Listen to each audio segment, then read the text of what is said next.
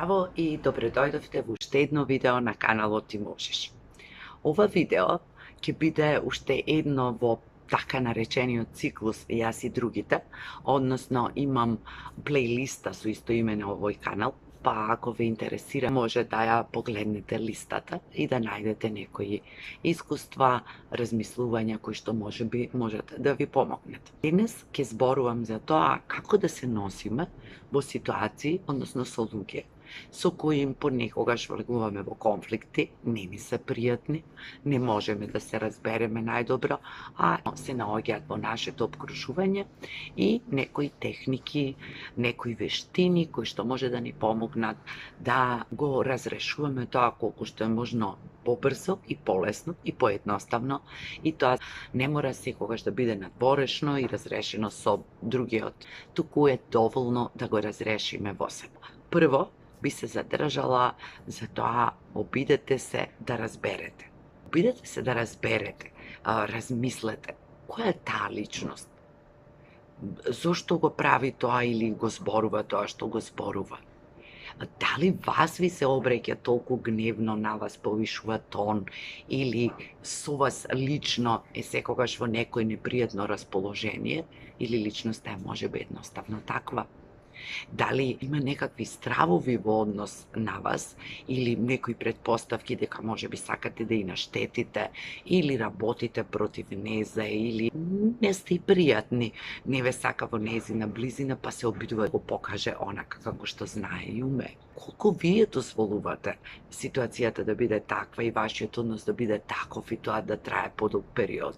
Ако навистина сакате да разберете, обидете се да разберете што ја боли таа личност, што носи во себе, која е незината празнина, зошто го прави тоа. Затоа што илјада пати имам кажано и длабоко верувам во тоа. Среќните луѓе не повредуваат други луѓе, среќните луѓе не навредуваат, среќните луѓе не докажуваат колку се среќни ситејќи се на туѓа несреќа или не омаловажуваат други, не влегуваат во конфликти. Немаат време за тоа, си го живеат животот среќен, исполнет, задоволен, убав. Обидете се да разберете дека таа друга личност не е среќна. Или ако сте вие во позиција да сте постојано гневни, нервозни, се однесувате така со луѓето, прашајте се себе си, што е тоа што суштински ви недостига? Зошто не сте среќни? Зошто не уживате? Зошто не можете со љубов да комуницирате со другите или барем со разбирање? Ја споменав пошироката слика и се ова што кажувам е дел од сето тоа. Меѓутоа, во таа поширока слика нека влезат и вашите меѓусебни односи, можеби минатото, можеби нешто што претходно се случило па оставило последици кај таа личност или кај вас. Можеби сте врзани во некоја приказна во која што едноставно и приказната завршила, меѓутоа вие емотивно не можете да излезете.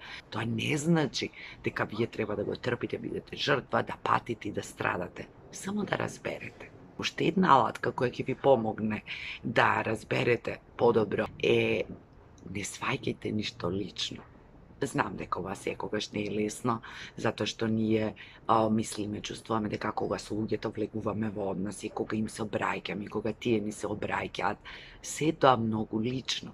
Па уште ако имаме очекувања, па уште ако сме емпатични, па уште ако сме верувале во личноста, тогаш ќе ни биде многу тешко. Сепак, факт е дека не е секогаш лично. Конфликтот не е секогаш личен. Другата личност не се обраќа секогаш на целата ваша личност.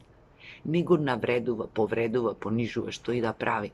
Се она што вие сте. Туку тоа или професионално, или не сте добар родител, или не сте добар пријател, или не сте способна во работата, или не сте успешна, доколку дојде до таква некоја по-жестока и по-конфликтна ситуација. Но тоа не е вистина. Тоа не е вашата вистина. И таа друга личност може да ве повреди и навреди, само ако и поверувате. А прашањето зошто и верувате, односно одговорот на тоа прашање се крие во вас. Што е тоа во вас, што вие се чувствувате дека тоа што таа другата личност го зборува е вистина. И тоа, реков, не се однесува на се. Не се однесува на целата ваша личност, туку се однесува на една ваша постапка во еден сегмент од вашиот живот.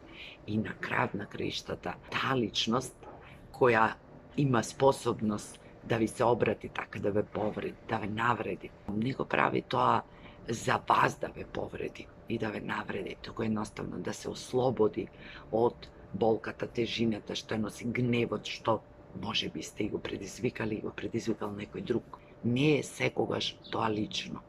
Ако е лично и ако е многу интимно, тогаш е прашањето што правите вие со таквите личности со кои толку лично и блиско се врзувате, а тие постојано ве повредуваат и ве навредуваат.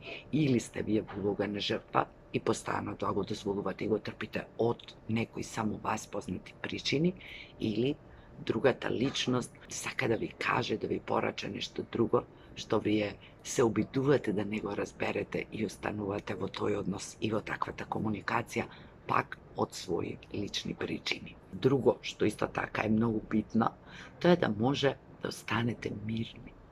Да останете мирни во ситуациите во кои што имате се уште порив и желба да бидете конфликтни, да бидете груби, да го свратите на ист начин. Тоа е нормално, тоа е природно, тоа е човечки. Меѓутоа, тоа ништо не решава. Само едноставно ќе бидете на еднакво ниво во комуникацијата со таа друга личност, ќе размените некои навреди, ќе се извикате една на друга, еден на друг седно и потоа наполнети со гнев, со лутина, ќе си продолжите понатаму со денот и со животот, а ништо не сте решиле.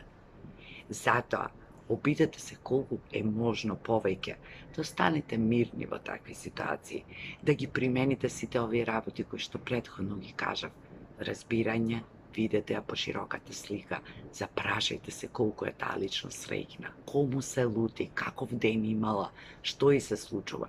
Тоа не значи вие поради огромното разбирање да дозволите да ве вреѓа и повредува, меѓутоа тоа е причина да си кажете во себе си, добро, во ред, има потреба за тоа, толку знае, толку умее, и да си се оддалечите, повлечите и да не продолжувате понатамошен конфликт, однос во кој што ќе се измачувате и вие и другата личност, а ништо добро не добивате. И за крај, уште еден начин, уште нешто, односно нешто што мислам дека е најбитно, како и да пристапите, дури да не можете да ги примените сите овие или една од тие вештини или техники, за да се чувствувате подобро, за да не влегувате во такви ситуации, за да направите простор на крајот на краиштата за поубави односи, за поубава комуникација. И кога не можете да замините, едноставно може би се работи за вашето работно место, за некој член од семејството кој мислите или сте избрале дека мора да го толерирате, може би за брачниот или некој друг партнер. Како и да е, како и да одлучите, што и да направите во зависност од тоа во каква состојба сте, како се чувствувате, кои уверувања ги носите. Обидете се, што и да е, да не го носите со себе. Како што претходно кажав, личноста може или другите да ве повредат и навредат само доколку вие дозволите, доколку вие се чувствувате навредено и повредено, доколку поверувате во она што го зборуваат, а не е ваша вистина. Доколку одлучите да тоа нема да се случи, доколку знаете кој сте, колку вредите, сите обиди од другата страна или во случајот ако вие сте таа личност која повредува, навредува, се лути, се залудни, затоа што другата личност знае која е, знае колку вреди, знае кои се луѓето на крајот на краиштата кои се потребни, кои ги сака, со кои сака да се обкружи. Вие не сте важни во таа приказна. Или обратно, направете го тоа за себе и кажете си, мене оваа личност воопшто не ми е важна. Не носете ја со себе. Тоа што се случило, нека остане таму каде што се случило. Не го земајте со себе. Подарок не можеш да ми дадеш ако јас не го примам. Исто е со навреда, исто е и со конфликтна ситуација. Ништо не може никој од надвор да ни направи доколку ние од известни наши причини не сме расположени волни да учествуваме во тоа. Никој не може да не навреди и повреди. Ако ние не дозволиме, може да се обиде да го направи тоа еднаш, меѓутоа за повеќекратно му треба наша дозвола. Се надевам дека секојдневно се обидувате да градите добри односи, позитивни со луѓето, со блиските луѓе, со луѓето на работа, со членовите на вашето семејство. Тоа не значи дека понекогаш нема да имаме ситуации во кои нема се чувствуваме убаво, во кои нема да бидеме навредени, повредени, понижени, некој да се однесува грубо со нас. Во сето тоа, обидете се да останете своји на своето, стабилни, мирни, да разберете, да ја видите пошироката слика, да разберете што ја мачи таа личност, сушност, што е таква, каква што е, односно реагира како што реагира и не го носете тоа со себе. Зашто многу често ние знаеме, после таков некој конфликт уште една недела, да прераскажуваме и постојано да го будиме тоа во себе. Нема потреба. Тоа било, завршило, се решило, не се решило, било како што било. Не го носите со себе и да го делите гневот сосема непотребно. Јас ви посакувам убав ден и се надевам дека луѓето со кои се обкружуваме и ги бираме и се наши пријатели, се луѓе кои што имаат разбирање, имаат љубов и умеат тоа да го дадат и да го примат за колку што е можно помалку да влегуваме во вакви ситуации. Се гледаме во следното видео со некоја нова тема.